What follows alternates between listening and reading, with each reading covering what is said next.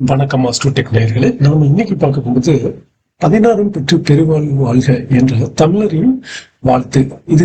இந்த வாழ்த்து 16 குழந்தைகளை பெற்றுக் கொள்வதல்ல, ஒரு மனிதன் தன் வாழ்வில் நிறைவாக வாழ தேவையான 16 வகையான செல்வங்களை சொல்வதாகும். இதையே அபிராமிப்பட்ட தனது அபிராமி பதிகத்தின்படி குறிப்பிடும் பட்டியலை பார்ப்போம். முதலில் அந்த பாடலை பார்த்து விடுவோம். கலையாத கல்வியும் குறையாத வயதுமோ கவடு வாராத நட்பும் கன்றாத வளமையும் குன்றாத இளமையும் கழுவணி இல்லாத உடலும் சலியாத மனமும் அன்பகலாத மனைவியும் தவறாத சந்தானமும் தாழாத கீர்த்தியும் மாறாத வார்த்தையும் தடைகள் வாராத கொடையும் தொலையாத நிதியமும் கோணாத ஊழும் ஓர் துன்பம் இல்லாத வாழ்வும் தூய நின் பாதத்தில் அன்பும் உதவி பெரிய தொண்டரோடு கூட்டு கண்டாய் அணையாளி அரிதுயில் கொள் மாயனது தங்கையே ஆதிக்கடவுரின் வாழ்வே அமுதேச ஒருபாகம் அகலாத சுகபாணி அருள் சுவாமி அபிராமியே. இந்த பாடலில் கலையாத கல்வி அப்படிங்கிறது எந்த காலத்திலையும் அழியாம வாழ்க்கைக்கு உதவக்கூடிய ஒரு கல்வியை தான் சொல்கின்றார். அதே போல குறையாத வயது, எந்த ஆபத்தும் நேராமல் முழுமையாக வாழக்கூடிய ஒரு நீண்ட ஆயுள், கபடு வாராத நட்பு, உள்ளொன்று வைத்து புறமொன்று பேசாத வஞ்சகமற்ற தூய்மையான நண்பர்கள், கன்றாத வளமை, என்றும் வற்றி போகாத குறைவில்லாத பொருளாதார பலம், குன்றாத இளமை, உடல் தளர்ந்து போகாமல் இருக்கும் இளமை துடிப்பு, பிணி இல்லாத உடல், உடலை வாட்டி வதைக்கும் தீராத நோய்கள் இல்லாத ஆரோக்கியம், சலியாத மனம், வாழ்வில் எந்த துன்பம் வந்தாலும் சோர்ந்து போகாத மன உறுதி, அன்பு அகலாத துணை, எப்போதும் அன்பும் புரிதலுடன் வாழும் நல்ல வாழ்க்கை துணை, நல்ல நண்பர்கள் உற்றார்கள், தவறாத சந்தானம், பெற்றோரை மதிக்கும் நற்பண்புகள் நிறைந்த பிள்ளைகள், தாழாத கீர்த்தி, காலம் கடந்தும் அழியாமல் நிலைத்து நிற்கும் நற்புகழ், மாறாத வார்த்தை, கொடுத்த வாக்கை காப்பாற்றும் வாய்மை, தடைகள் மாறாத கொடை, வறுமையோ அல்லது லோப குணமோ பேராசை குணமோ தடுத்து நிறுத்தாத தானம் செய்யும் குணம், துணையாத நிதியம், அவசர காலத்திற்கு பயன்படக்கூடிய வகையான செல்வ சேமிப்பு, கோணாத கோல், எவருக்கும் அநீதி இழைக்காத நேர்மையான நிர்வாக திறன் அல்லது ஆளுமை, துன்பமில்லாத வாழ்வு, மன அமைதியை குலைக்கும் பெரிய துயரங்கள் இல்லாத வாழ்க்கை, தூய நின் பாதத்தில் அன்பும் உதவி பெரிய தொண்டரோடு கூட்டி, இறைவனின் தூய திருவடிகளில் மாறாத பக்தியும் இறை அடியார்களின் நட்புறவும். சோ இந்த பாடலில் இருக்கக்கூடிய இந்த 16 கருத்துக்களை தான் நம்ம அம்ச கட்டம் அப்படிங்கிற முறையில சொல்லியிருப்பாங்க. இதை நம்ம சொல்வடையிலேயே கூட சொல்லுவோம், ஆசை இருக்கு தாசில் பண்ண, அம்சம் இருக்கு கழுது மேய்க்க அப்படின்னு. அப்ப இந்த அம்சம் அப்படிங்கறத பார்த்தோம்னா நம்ம ஜாதகத்துல கட்டங்களுக்கு பின்னால பார்த்தோம்னா ஒரு 16 கட்டங்கள் இருக்கு. அதுல நம்ம முதன்மையா பார்ப்பது ராசி கட்டத்தையும் நவாம்சத்தையும் பார்ப்போம். அது இல்லாம ஒரு 14 வகையான அம்சங்கள் இருக்கு. அது ஒவ்வொன்றா இப்ப ஸ்கிரீன்ல தெரியற மாதிரி பார்த்தோமே. ஃபர்ஸ்ட் ஒண்ணு D1 அப்படிங்கக்கூடிய ராசி கட்டம்.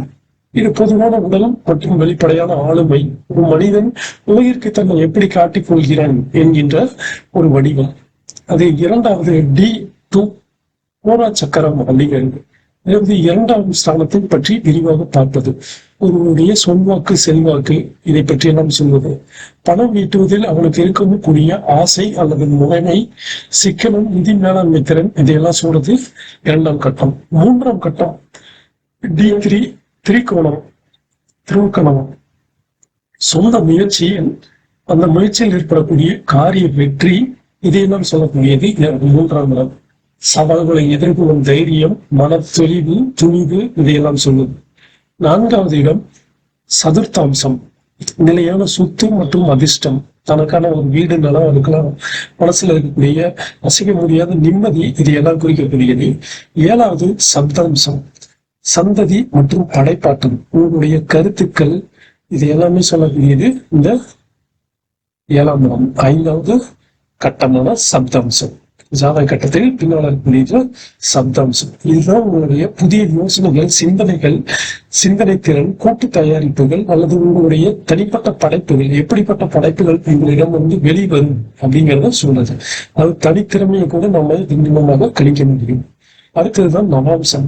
நவாம்சம் அப்படிங்கிறது நம்ம பொதுவா திருமணத்துக்குன்னு பார்ப்போம். ஆனால் அது சமூக நிலையையும் கூறக்கூடியது. ஒரு மனிதனின் உண்மையான குணம் மற்றும் அவனது உள்மன பலம், இதெல்லாம் சொல்லக்கூடியது நவாம்சம். அடுத்தது தசாம்சம்.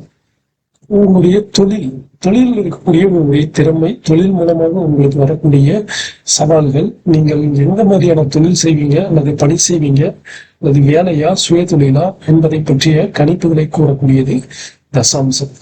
துவாதம்சம் பரம்பரை மற்றும் மரபணு பதிவுகள், பெற்றோர் மூலமாகவும் முன்னோர்கள் மூலமாகவும் ஆள் மனதில் பதிந்த குணங்கள், அதாவது நீங்க பறக்கும் போதே இருக்கக்கூடிய பிறவி ஞானம் அப்படிங்கக்கூடியது துவாதசம்.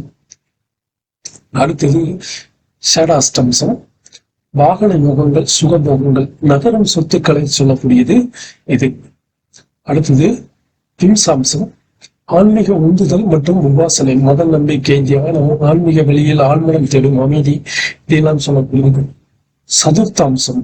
இந்த சதுர்த்தாம்சம் அப்படிங்கிறது உங்களுடைய கற்றல் திறனையும் கல்வி புத்தி கூறுதல் இதையெல்லாம் சொல்லக்கூடியது. ஆராய்ச்சி, ஒரு வித்தையில தேர்ச்சி பெறுவனா, சிறப்பா செயல்படுவது எப்படி, இந்த மாதிரியான கல்வி முறை அல்லது எந்த வகையான கல்வி திறமை அவனிடம் இயல்பாக இருக்கு அப்படிங்கிறதெல்லாம் சொல்லக்கூடியது. அடுத்தது சப்த விம்சாம்சம். அகபலம் மற்றும் பலகீனம். இந்த ஒருவனோட உடல் மற்றும் மன உறுதி எப்படி இருக்கு அப்படிங்கிறத சொல்லக்கூடியது. திரிசம்சம். துன்பங்கள், தீய குணங்கள், தடைகள், உடல் நோக்கங்கள் இதையெல்லாம் சொல்லக்கூடியது இந்த கட்டம். அடுத்தது ஸ்வேதாம்சம். நல்ல பலன்கள், ஆன்மீக பிரபஞ்ச ஆற்றல் எப்படி உங்களுக்கு நல்லபடியா கிடைக்கும் அப்படிங்கிறதுக்கான வழிகளை சொல்லக்கூடியது. அடுத்தது அச்சேவம்சம். முழுமையான தூய்மை மற்றும் குணம். ஒரு மனிதன் மொத்தமா நன்னடத்தையும் தார்மீக பெருக்கும் எப்படி இருக்கும். கடைசியா இருக்கிறது சஷ்டி அம்சம். முற்பிறவி கடன், மிக மிக துல்லியமான சக்கரம். இந்த பிறவியில் நடக்கும் அத்தனை வகையான காரணங்கள், அத்தனை வகையான அனுபவங்களுக்கும் காரணமான ஒரு பதிவாக இந்த கட்டம் இருக்கும்.